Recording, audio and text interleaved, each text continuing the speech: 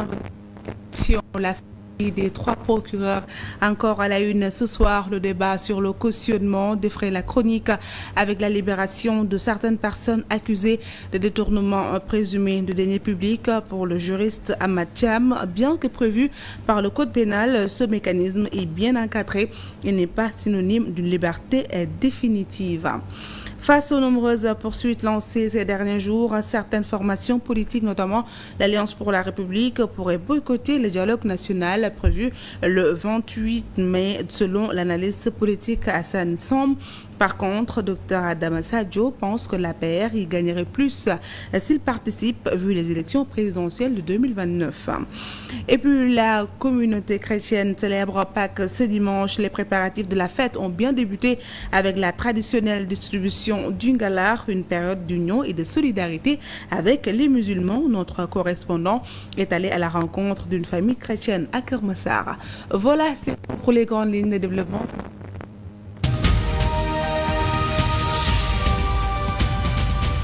Merci de rester fidèle à cette TV. La sortie des procureurs de la République est au centre des discussions ce vendredi, au moment où plusieurs personnes ont pu bénéficier d'une liberté provisoire grâce à la proposition d'une caution. D'autres accusés de détournement présumé n'ont pas eu cette faveur, selon le juriste Ahmad Thiam. Bien que prévu par le code pénal, ce mécanisme est bien encadré et n'est pas synonyme d'une liberté définitive. Il est joint au téléphone par moment de compter.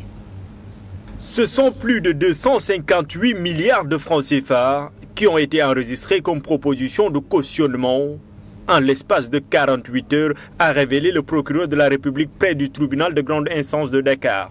Ce mécanisme spécifique au droit pénal permet ainsi à des personnes mises en cause dans des affaires de détournement de bénéficier d'une liberté provisoire. Cependant, ce droit est bien encadré. Il consiste à verser une somme d'argent ou à fournir des garanties matérielles en échange avec une liberté conditionnelle pendant la procédure. Mais il faut se dire que le fait de donner une caution ne veut pas dire qu'automatiquement tu dois obtenir la liberté provisoire. Tout dépend de l'appréciation des faits et de la gravité de l'infraction et aussi de la richesse aussi de la personne poursuivie. Voilà, c'est le juge qui apprécie. Selon le juriste consultant Ahmad Thiam, il faut ainsi que différents critères soient réunis pour l'acceptation du cautionnement comme garantie. Une caution qui peut être proposée selon lui à toutes les étapes de la procédure. C'est pendant l'ouverture de l'instruction, c'est-à-dire lorsque le dossier est pendant devant le juge d'instruction, même devant le tribunal de jugement, avant qu'une condamnation ne soit rendue, une personne poursuivie peut cautionner. Même devant la cour d'appel, on peut faire même un cautionnement. Selon toujours Ahmad Thiam, le versement d'une caution ne garantit pas cependant la libération définitive d'une personne mise en cause. Donc c'est des garanties, moyen-là, ça arrive pour moyenner sa liberté provisoire ou un contrôle judiciaire, ça arrive permettant l'enquête de poursuivre. Maintenant, une fois que l'enquête est bouclée, vous êtes renvoyé devant un tribunal de jugement. Si le tribunal vous relaxe dans ce cas-là, la caution que vous avez déposée doit être restituée. Ces derniers jours, plusieurs personnes ont bénéficié d'une liberté provisoire par le biais de ce mécanisme. Toutefois, ces libertés provisoires peuvent s'accompagner de nombreuses obligations, telles que l'interdiction de quitter le territoire national, la comparution régulière devant les autorités judiciaires ou encore l'interdiction de tout contact avec certains témoins. Le procureur du pôle judiciaire financier, l'AG Alioune Abdoulaye Sylla, estime que la lutte contre la délinquance économique et financière exige du temps et de la détermination, car les acteurs font parfois appel à des experts dans l'art de dissimuler les avoirs criminels dans d'autres pays. Pour Ahmad Thiam, toujours, la justice sénégalaise peut passer par des commissions rogatoires pour une coopération judiciaire avec d'autres afin de recouvrer l'argent caché à l'étranger. Mais il existe des conditions.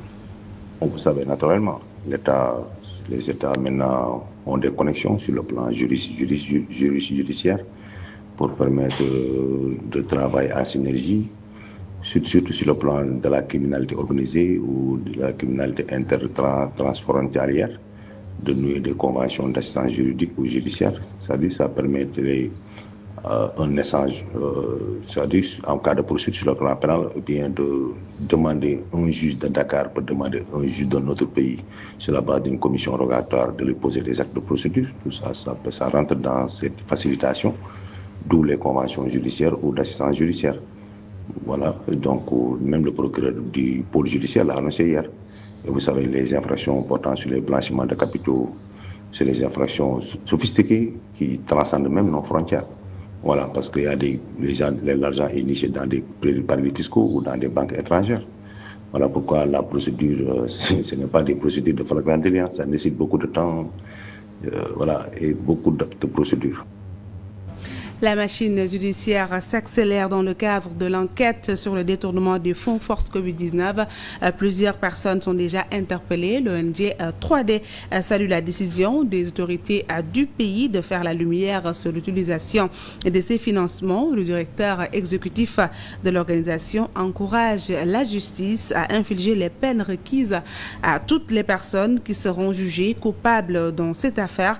Ces arrestations peuvent cependant impacter sur le déroulement du dialogue national, signale Moundiaye Cissé. Il invite par ailleurs les entités qui sont conviées à ces assises à ne pas boycotter le dialogue.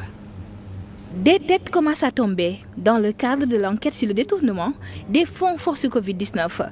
La justice vise plusieurs individus pour prévarication dans la gestion et l'utilisation de ces financements. L'ONG 3D félicite la diligence et la rigueur dont fait montre le parquet dans cette affaire. C'est une vieille revendication de la société civile. Souvenez-vous, en 2021, en 2022, on avait mis en place le mouvement Sunu Milliard de Res.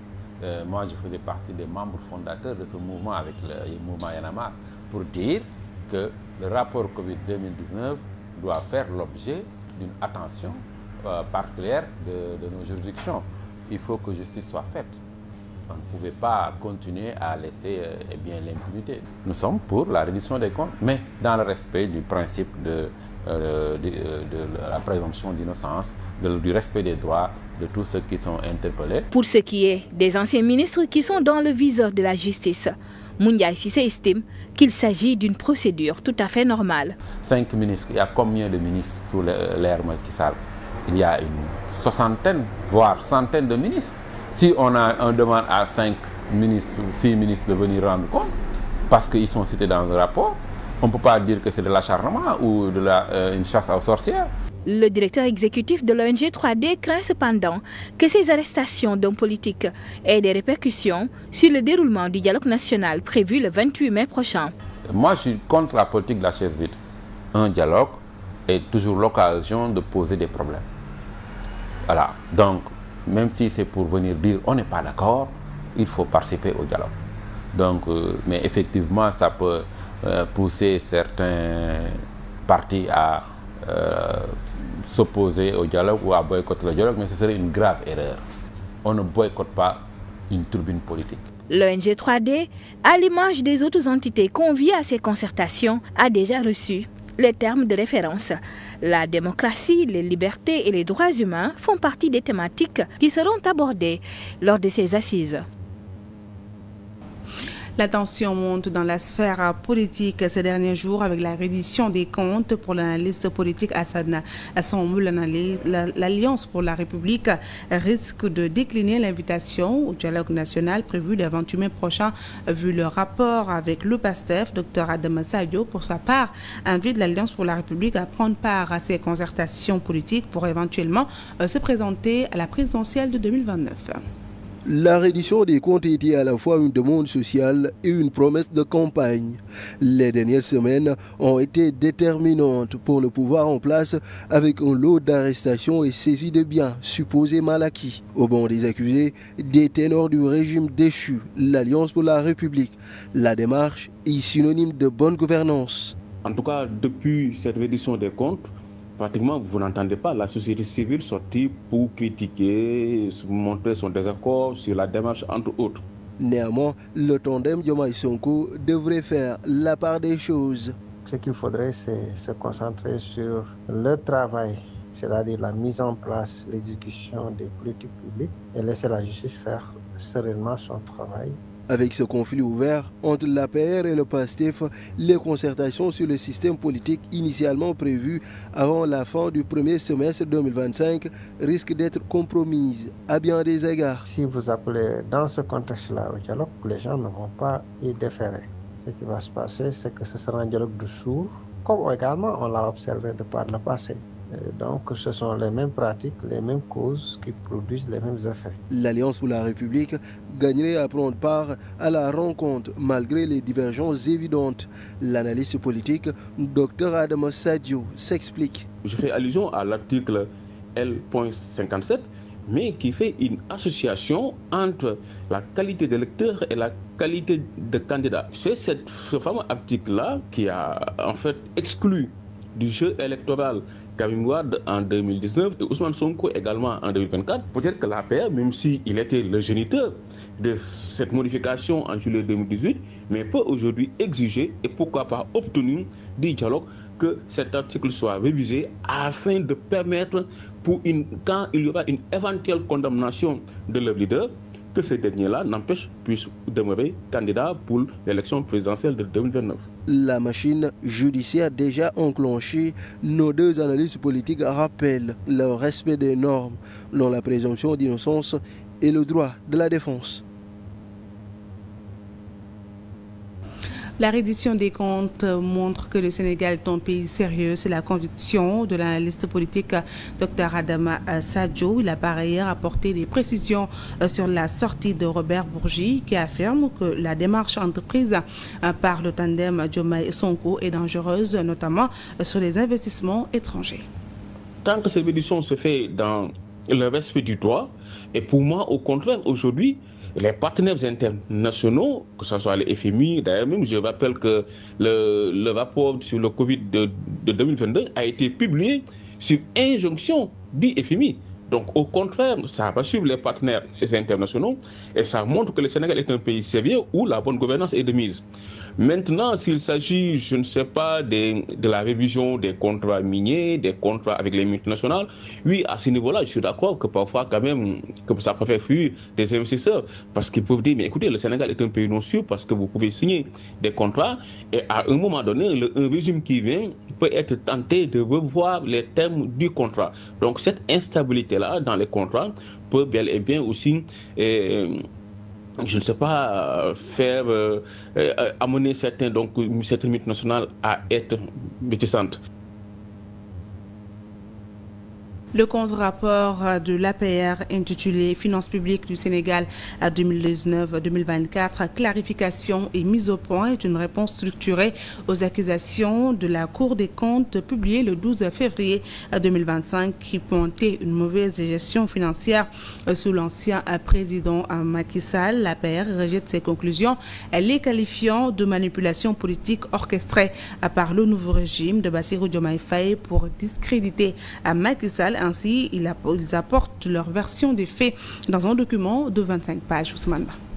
Les responsables de l'ancien régime dénoncent une modification arbitraire des méthodes comptables pour gonfler artificiellement le déficit. Par exemple, l'intégration de pré-projets sur une seule année au lieu de leur étalement. Voilà qui, selon eux, explique les accusations fallacieuses de 4 000 milliards de francs CFA de déficit prétendument non déclaré qui seraient imputables principalement à la dette cachée. Selon le contre-rapport, il s'agit là tout simplement d'emprunts projets et de dettes bancaires non déclarées. Pour ce qui est de la dette extérieure, l'APR se base sur l'ancien rapport de la Cour des comptes qui avait attribué les écarts à des dysfonctionnements dans les comptabilités de la direction de la dette publique, de la direction de l'ordonnancement des dépenses publiques et du trésorier général. Pour ce qui est des chiffres relatifs aux pré-projets, l'ancien régime pointe du doigt le fait que les pré-projets ont été comparés non pas aux chiffres des lois de règlement, mais à ceux des lois de finances initiales, ne prenant pas en compte, selon eux, les lois de finances rectificatives. L'APR relève aussi des incohérences quant aux disponibilités bancaires. En effet, dans le contre-rapport, il est fait état d'un gap de 104,87 milliards de francs CFA entre le solde indiqué par le gouvernement, qui s'élève à 173,6 milliards de francs CFA, et celui arrêté par le trésorier général, qui est de 278,47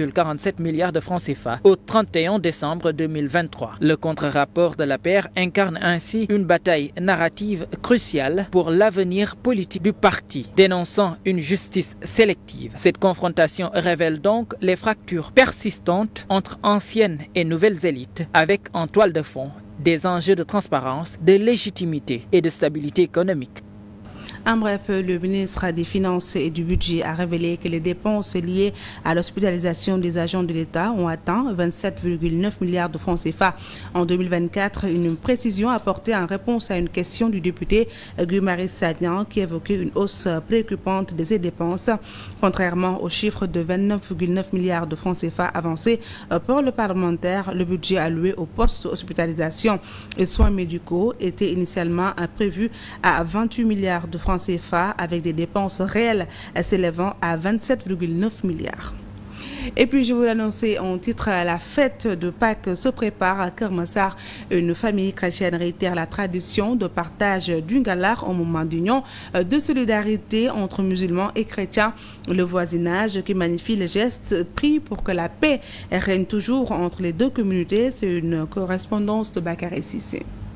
Trouvé en pleine action pour préparer la distribution du ngalar destiné aux voisins musulmans, parents catholiques et autres, cette famille chrétienne assise à Keur Massar Sud réitère ce geste de partage.